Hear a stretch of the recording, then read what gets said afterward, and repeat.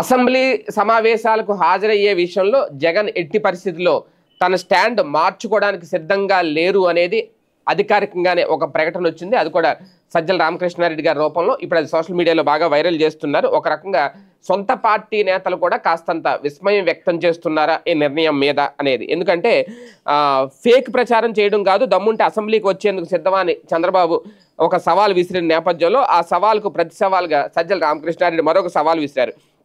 ప్రతిపక్ష హోదా ఇచ్చి చూడండి, ఖచ్చితంగా అసెంబ్లీలో అడుగు పెడతాను, సిద్ధంగా ఉన్నాము అని మాట్లాడిన మాటలు చూస్తే, ఎందుకంటే ఎలాగా ప్రతిపక్ష హోదా ఇవ్వడానికి సిద్ధంగా లేదు ప్రభుత్వం, అది శాసనసభ నిబంధనలకు కూడా విరుద్ధం, ఆ నిబంధనల్లో ఎక్కడా లేవు. మినిమం 18 మంది ఎమ్మెల్యేలు ఉండాలి ప్రతిపక్ష హోదా ఇవ్వాలి అంటే, వీళ్ళకున్నది 11 మంది ఎమ్మెల్యేలే. ఇది స్పీకర్ ఎప్పుడో క్లారిటీ ఇచ్చారు, మళ్ళీ అదే చెప్తున్నారు. కాకపోతే మామూలుగా ఎమ్మెల్యేలుగా శాసనసభ్యులుగా అయితే సభలోకి రావాలి, ప్రజల తరపున ప్రశ్నించాలి, వాళ్ళ నియోజకవర్గంలో సమస్యలను రేజ్ చేయాలి, అలాగే రాష్ట్ర వ్యాప్తంగా ప్రజల తరపున ప్రతిపక్ష పాత్ర పోషించాలి.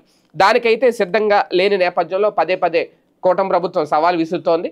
దీనికి మాత్రం అదే స్టాండ్ మీద కట్టుబడి ఉన్నాం, మేము ఎట్టి పరిస్థితుల్లో వచ్చే ఆలోచన లేదు అనేది మరొకసారి చెప్పకనే చెప్పారు సజ్జల రామకృష్ణారెడ్డి గారి రూపంలో. అంటే ఇది మరొకసారి అంటే పంతాలు పట్టింపులకు పోయి హోదాల కోసం చూసి ప్రజల్లో చులకనవుతున్నారా జగన్మోహన్ రెడ్డి, ఇది ఆలోచించుకోవాలి అనేవాళ్ళు ఒకరు. అలాగే కావాలనే పట్టుపట్టి జగన్ని కించపరచడానికి, అవమానించడానికి ఇలాంటి ఛాలెంజ్లు విసురుతున్నారు. ఇలాంటి సందర్భంలో మా నాయకుడు ఎందుకు అసెంబ్లీలోకి వెళ్ళాలి అనేవాళ్ళు కొంతమంది లేకపోలేదు. మొత్తానికి సెప్టెంబర్లో జరగబోయే, ఈ నెలలో జరగబోయే అసెంబ్లీ సమావేశాలకు ఇక దూరంగానే ఉండబోతున్నారు జగన్మోహన్ రెడ్డి అని దాదాపు క్లారిటీ వచ్చేసినట్టే.